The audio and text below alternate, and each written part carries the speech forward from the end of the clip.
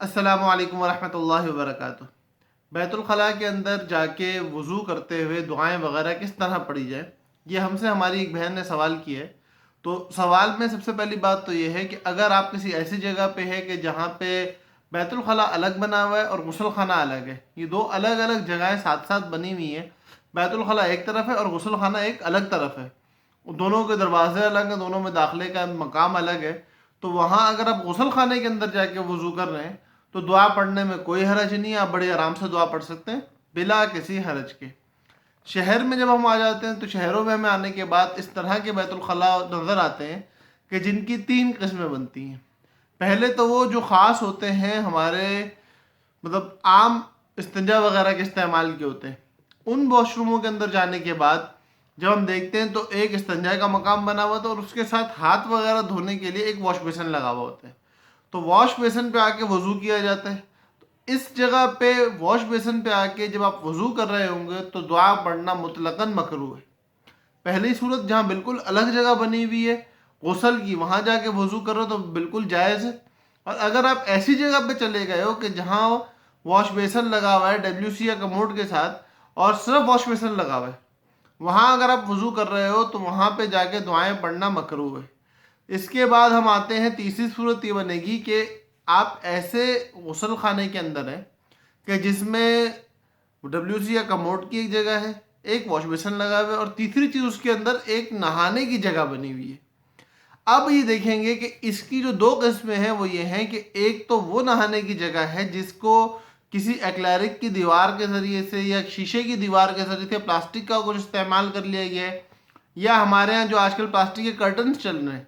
ان کے ساتھ اس کو جدا کر دیا گیا ہے باقی دو چیزوں سے، نہانے کے لیے ایک سیپریٹ جگہ بن گئی ہے۔ بہت سارے لوگ اس کو اسٹیم وغیرہ لینے کے لیے بنا لیتے ہیں، مختلف کام اس سے مختلف فائدے لیے جاتے ہیں۔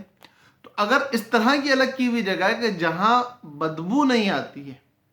آپ کے واش روم کی بدبو اس جگہ تک نہیں جاتی ہے جو نہانے کے لیے بنائی گئی ہے آپ کے واش روم کے اندر ہی لیکن سیپریٹ کر دی گئی ہے،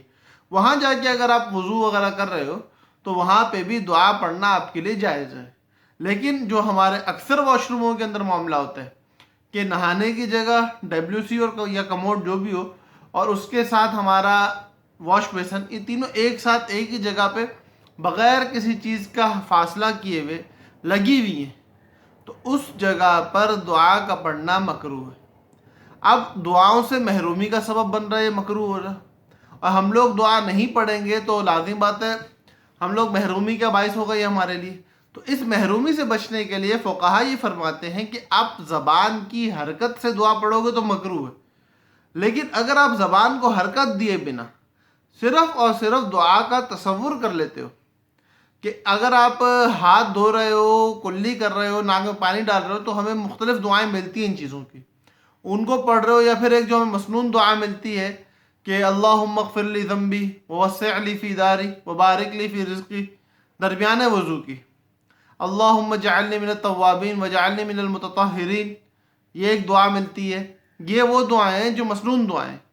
اگر آپ کو یہ والی دعائیں پڑھنی ہیں تو ان دعاؤں کا تصور کر لو، زبان کو حرکت نہ دو لیکن دل اور دماغ میں ان دعاؤں کے الفاظ کو حاضر کر لو، تو اس سے انشاءاللہ آپ کی کراہیت بھی ختم ہو جائے گی اور اللہ رب العزت سے دعا مانگنا مقصود ہے۔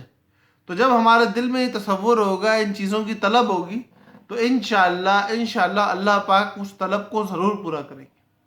اور میرے بہنوں سے، میرے بھائیوں سے میری گزارش ہے کہ اس چینل کو سبسکرائب کر کے اس ویڈیو کو اور اسی طرح اس چینل پہ موجود دیگر ان ویڈیوز کو آگے شیئر کر دیں تاکہ زیادہ سے زیادہ مجموعے کو فائدہ ہو سکے۔ اللہ پاک ہم لوگوں کو دین سیکھ کر اس پر عمل کرنے کی توفیق عطا فرمائے۔ السلام علیکم ورحمۃ اللہ وبرکاتہ۔